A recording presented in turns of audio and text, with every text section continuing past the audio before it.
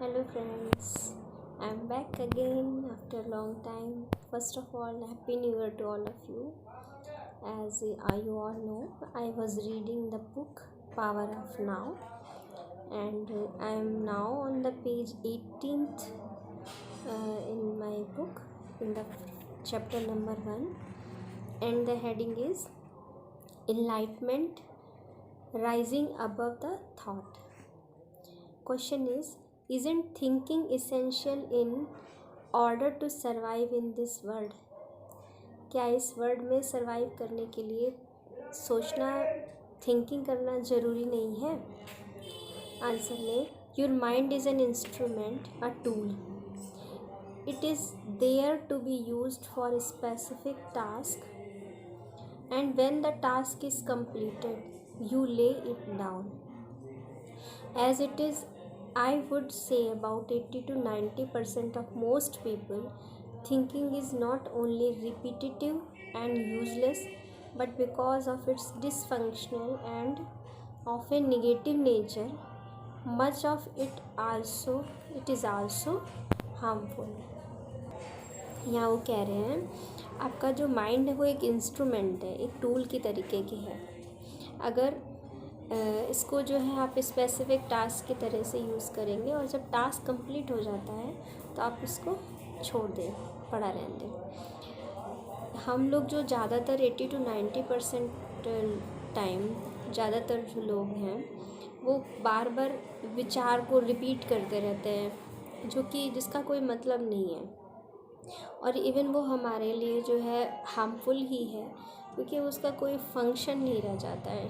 ये डिसफंक्शनल है और इसका जो मोस्टली नेचर होता है नेगेटिव होता है, जैसे चिंता करना, फ्यूचर की एंजाइटी को लेके.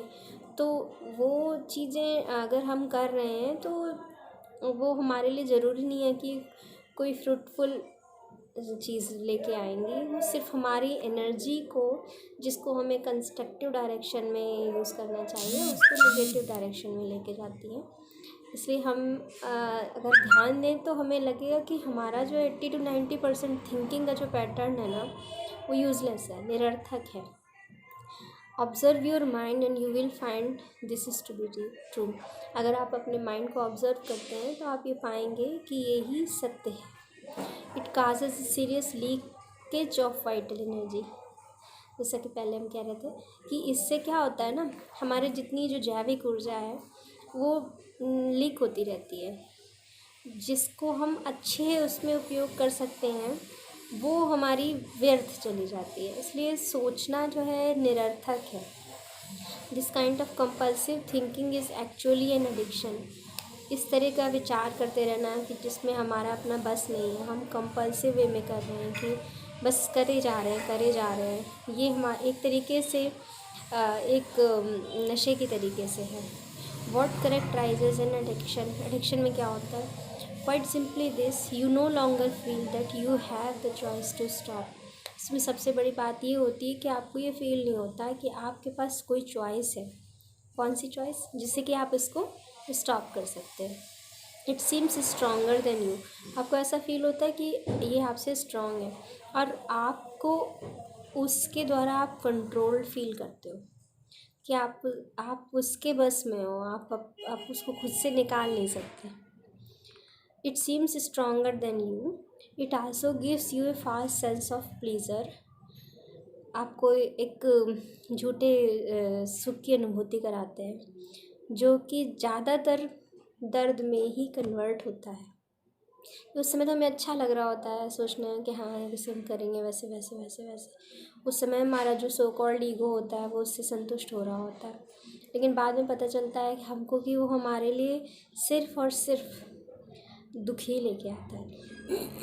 सपोज़ एक जैसे हमारे जनरल एक नेचर होता है कंप्लेनिंग का, तो इसमें हम लोग क्या करते हैं कि हम लोग के डिफरेंट वो हैं कि हाँ उसने ये नहीं किया, उसने वो नहीं किया. तो अगर हम थोड़ा सा उस पर माइंड ध्यान दें और उसको छोड़ें कि लेट इट बी, ये तो ह्यूमन नेचर है, चलता रहता है, तो हम नॉर्मल रहेंगे. लेकिन अंदर से आता है, ऐसे कैसे किसी ने मुझे इग्नोर कर दिया, ऐसे कैसे किसी ने मुझे ऐसा कह दिया, उसको ये करना चाहिए, मेरी केयर नहीं है. तो ये सारा जो ड्रामा है ना, ये विचार में चल रहा है. तो या तो ये बर्स्ट आउट हो जाएगा, फाइट हो जाएगी. या फिर आप सामने वाले को भी अगेन हर्ट कर दोगे। एंड ये क्या है, ये भी तो एक तरीके का पेन ही है ना, कि आप दूसरे से एक्सपेक्ट कर के लगातार पेन में ही हो, जबकि अगर आप उस चीज़ को उसी जगह छोड़ दो तो आप उतना परेशान नहीं होगे। नेक्स्ट क्वेश्चन है, why should we be addicted to thinking. हम विचारों के लिए नशे में क्यों आ जाते हैं, एडिक्शन में क्यों आ जाते हैं? Because you are identified with it. Because हमको पता भी नहीं चलता है और वो हमारी आइडेंटिटी का पार्ट हो जाता है। which means that you derive your sense of self from the content and activity of your mind।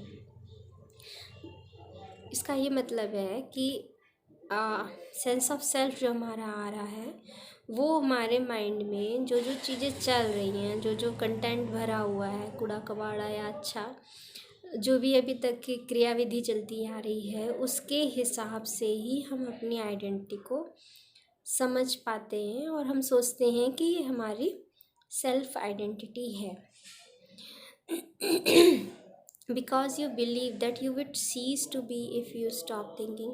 क्योंकि आपको ऐसा फील होने लगता है कि अगर आप सोचेंगे ही नहीं तो हम आगे कैसे बढ़ेंगे। ठीक है, हम तो रुक जाएंगे, एकदम सब कुछ ख़त्म हो जाएगा। As you grow up you form mental image of who you are. जैसे जैसे हम बड़े होने लगते हैं तो हमारे माइंड में अपनी एक इमेज बन जाती है कि हाँ मैं ऐसा हूँ, मैं वैसा हूँ। एक जनरलाइज्ड एक होता है कि अपने लिए एक जो इमेज फॉर्म होती है, तो हम समझ पाते हैं कि मेरा नेचर तो ऐसा है। तो हम उस पर्टिकुलर अपने एक्सपीरियंस से, अपने थॉट प्रोसेस से, परसेप्शन से, अपने टाइम में जो समझ पाते हैं जीवन को, उसके आधार पर अपनी एक आइडेंटिटी को इमेज के फॉर्म में अपने माइंड में पक्का कर लेते हैं। कहते हैं ये तो नेचर का पार्ट है, इसलिए मैं कुछ नहीं कर सकता। तो इट मीन्स क्या हुआ कि हम प्रेजुडाइज हो गए, फिक्स हो गए हम। As you grow up you form a mental image of who you are based on your personal and cultural conditioning। जो जो हमने पर्सनल लेवल पे सीखा है या कल्चरल लेवल पे सीखा है, उसके आधार पर हम अपनी इमेज बनाते हैं। वी में call this Phantom self the ego. हम इस झूठे उसको जो सेल्फ हमने मान रखा है उसको ईगो कह सकते हैं। It consist of mind activity and can only be kept going through constant thinking। ये इसके अंदर होता क्या है, इसमें हमेशा दिमाग जो है माइंड की एक्टिविटी, माइंड चलता रहता है and can only be kept going through constant thinking.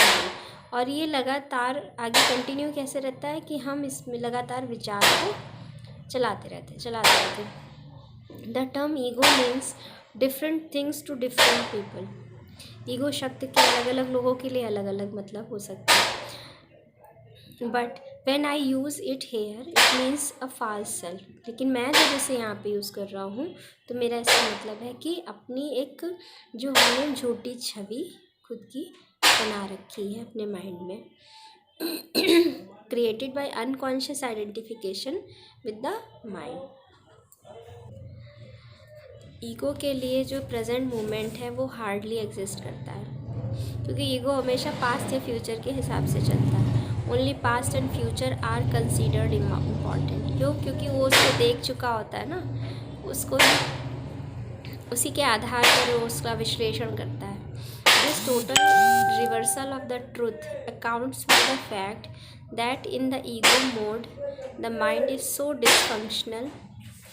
जब भी हम ईगो मोड में होते हैं तो हमारा जो माइंड है वो एकदम डिसफंक्शनल हो जाता है। क्यों? क्योंकि उसकी अपनी क्रिएटिविटी नहीं रहती ना, वो ट्रैप हो जाता है, या तो पास्ट एक्सपीरियंस से सोच रहा है या फ्यूचर की एंजाइटी में चला जा रहा है। तो वो ओवरऑल थिंकिंग में है, तो कैसे वो आगे के लिए सोच सकता है?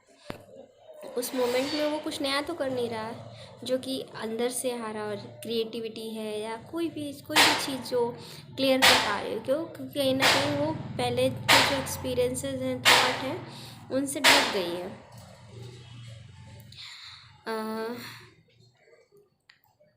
Only past and future are considered important. This total reversal of the truth accounts for the fact that in ego mode, the mind is so dysfunctional. It is always concerned with keeping the past alive because without it, who are you? हमारा जो मन है वो हमेशा जो पिछली time में, पिछले समय में चीज़ें हमारे साथ घटित हो चुकी हैं, उनको ये दिमाग में मेमोरी के फॉर्म में ज़िंदा रखता है। उसको ऐसा फील होता है कि वो तो मेरा ही था, उसके बिना मैं क्या हूँ, तो वो उससे अटैच करके रखेगा अपने साथ में। It constantly project itself into the future to ensure its continuous survival. अभी जो पास्ट में हमने अपना बना रखा है ना, वो ही हम फ्यूचर में भी चाहेंगे।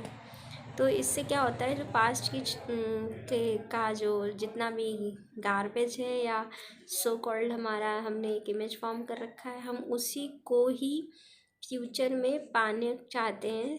तो होता क्या है, जो पास्ट में हमने एक्सपीरियंस किया वही हम फ्यूचर में भी ले आते हैं। Continued survival and to seek some kind of release और फुलफिलमेंट देयर। जो चीज़ें हमें तब नहीं मिली हैं वो हमको फ्यूचर में मिल सकती हैं। तो उस सर्वाइवल के लिए को हम इंश्योर करने के लिए अपनी पास्ट की चीज़ों को फ्यूचर में लेके चले आते हैं। हम एक तरीके से वो आइडेंटिटी छोड़ नहीं पाते ना, कि हाँ मैं जैसे हम मान लीजिए बहुत नॉर्मल है, पिटी फील करते रहे हैं कि हाँ मेरे साथ ये हुआ, मेरे साथ वो हुआ।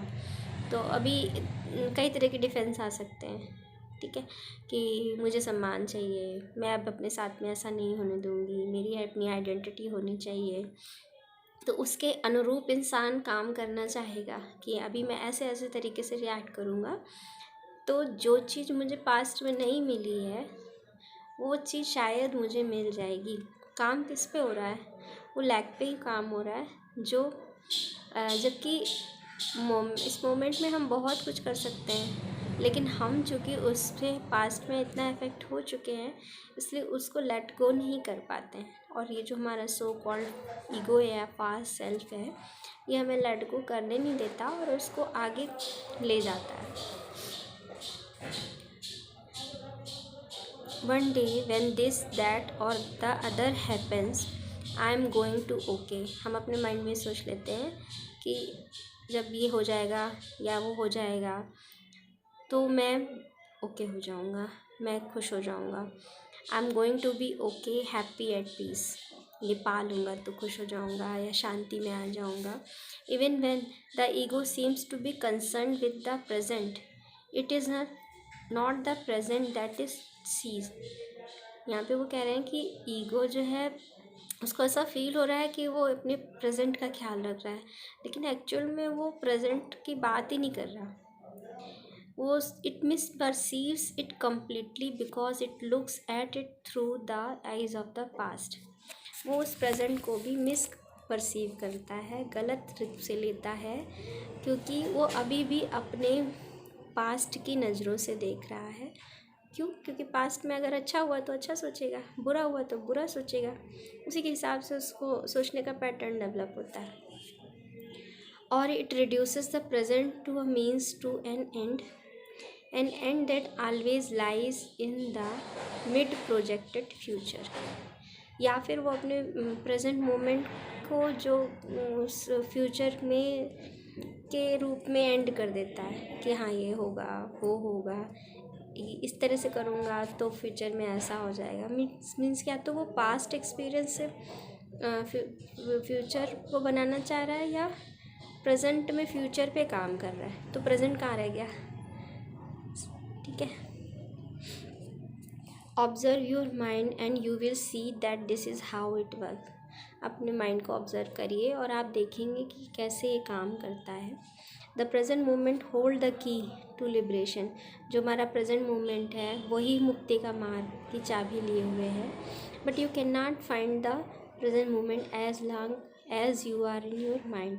लेकिन जब तक हम अपने माइंड में हैं, मतलब हम जितना भी प्री कंसीव्ड आइडियाज़ हैं, जितना भी पास्ट एक्सपीरियंसेस हैं, जितनी चीज़ें भी हमने अब तक सोच रखी हैं, अगर हम उससे खुद को खाली नहीं करते हैं, हम अपने माइंड में जो भी कुछ है उसके हिसाब से अगर हम सोचते हैं, तब तक हम प्रेजेंट मोमेंट को समझ ही नहीं सकते, तो हम लिबरेट कैसे फील कर सकते हैं। Question, I don't want to lose my ability to analyse and discriminate.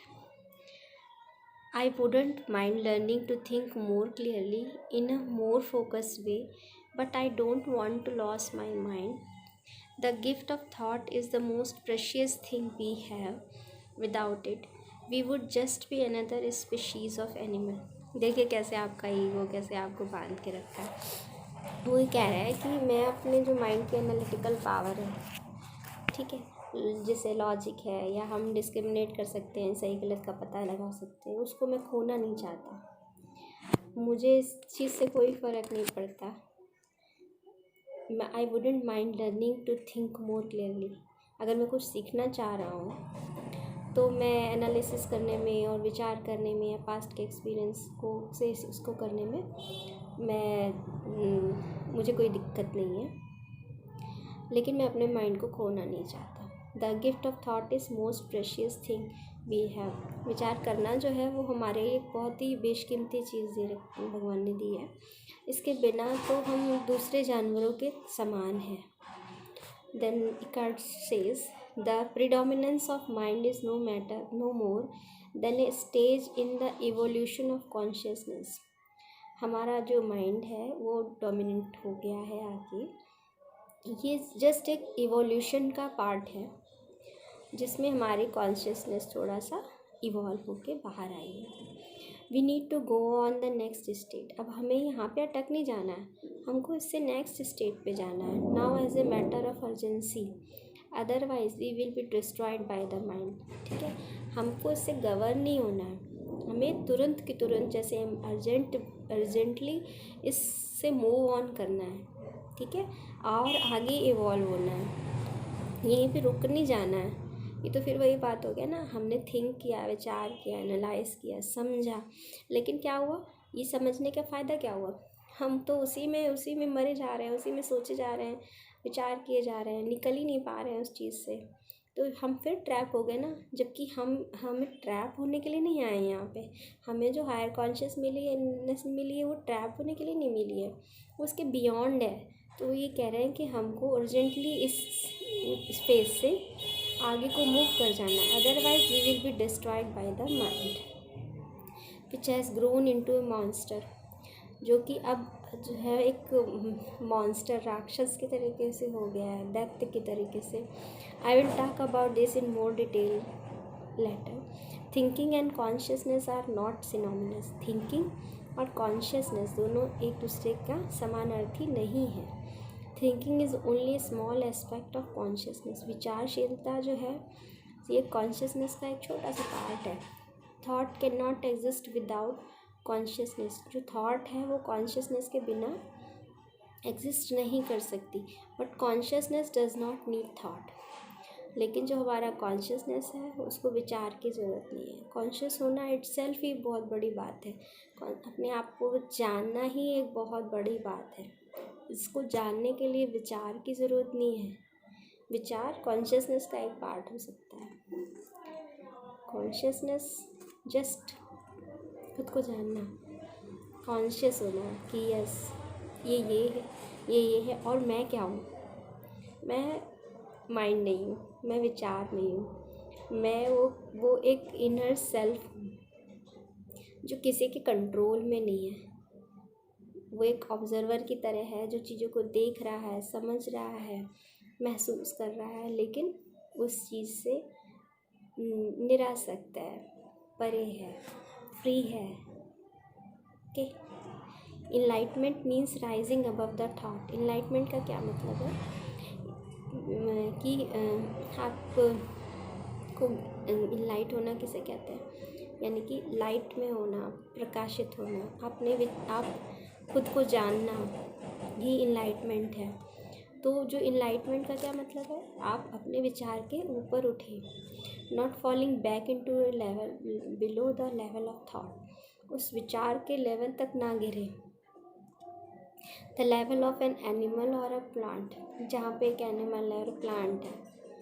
In the enlightened state you still use your thinking, आप अपनी जब इनलाइटमेंट की अवस्था होती है उसमें भी आप अपने विचार का उपयोग करते हैं,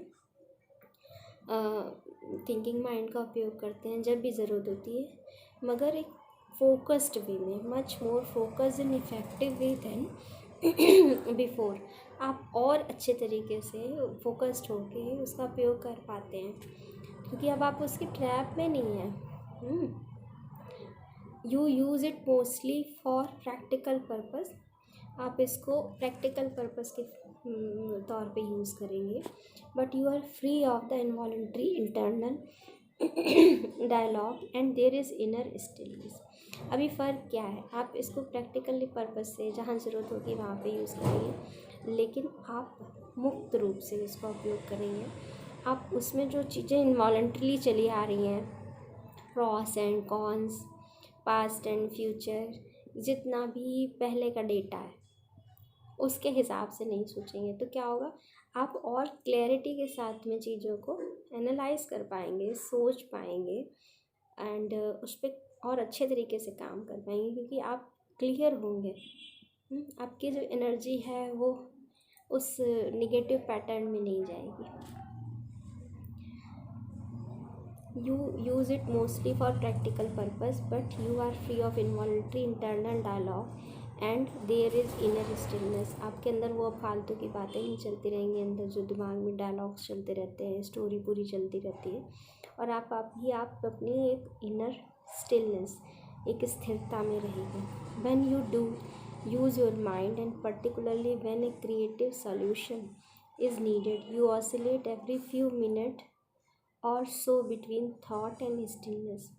अभी आप जब अपना उपयोग करेंगे दिमाग का, तब आप क्रिएटिव सॉल्यूशन वहाँ यूज़ करेंगे जहाँ पे क्रिएटिव सॉल्यूशन की ज़रूरत होगी।